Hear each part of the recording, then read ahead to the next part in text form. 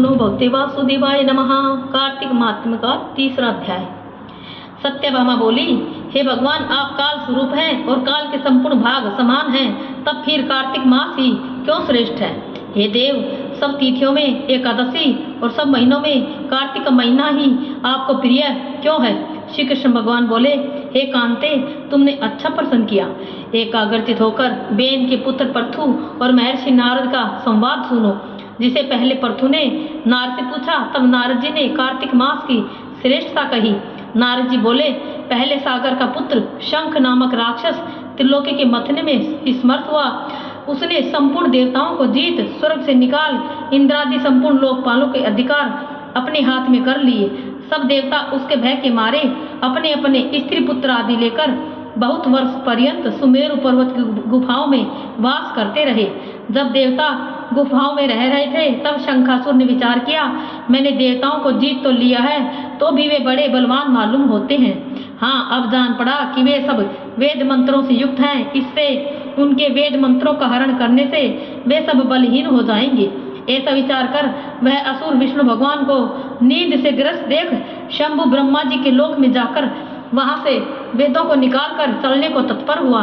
तब वे उसके भय के मारे यज्ञ के मंत्र और बीजों समेत जल में प्रवेश कर गए। तब तो वह शंखासुर भी उन्हें ढूंढता हुआ समुद्र के भीतर विचरने लगा, परंतु वे वेद एक स्थान पर कहीं भी प्राप्त नहीं हुए। पीछे से ब्रह्मा जी सब देवताओं को संग ले और पूजा की सब सामग्री इकट्ठी कर बैकुंठ में विष्णु भगवान की शरण में गई।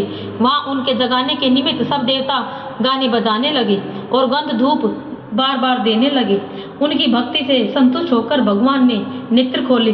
तब सब देवताओं ने विष्णु भगवान के दर्शन किए और षोडशोपचार से पूजा करके दंडवत पृथ्वी पर गिर पड़े। तब तो माधव भगवान उनसे कहने लगे, हे देवगण, मैं तुम्हारे भजन कीर्तन आदि कार्य से प्रसन्न हुआ हूँ। मैं आप लोगों की मनोकामना पूर्ण करूँगा।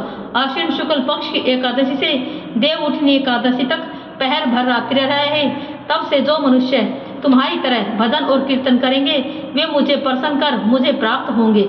शंखासुर जिन वेदों को हर लाया है, वे सब जल में स्थित हैं। उन्हें मैं शंखासुर को मार कर ले आऊंगा। अब से बीज मंत्र समेत सब वेद प्रतिवर्ष कार्तिक महीने में सदा जल में निवास करेंगे। मत्स्य रूप धारण कर मैं जल में जाता हूँ। तुम संपूर्ण मुनियों को लेकर संग आओ। इस लोक में जो अच्छे मनुष्य प्रातः काल स्नान करते हैं, वे निश्चय अक्षत स्नान के फल को प्राप्त होते हैं। जो कार्तिक में सदा व्रत करते हैं, उनको हे इंद्र, तुम मेरे लोक में पहुंचा दिया करो। हे यम, तुम सदा उनकी विघ्नों से रक्षा करते रहो। और हे वरुण, तुम उनके पुत्र पौत्र आदि देते रहो। हे कुबेर, तुम उनकी धन वृद्धि करो, जिससे मेरा रूप धारण कर साक्षात जीवन मुक्त हो जाए। और हे अन्य देवताओं, जो जन्म से मरण तक उन बातों को धारण करते हैं, वे तुम्हारे द्वारा भी पूजनीय हैं। जैसे तुमने मुझे एकादशी को जगाया है, इसलिए यह तिथि सदा मनाने योग्य है। ओम नमः।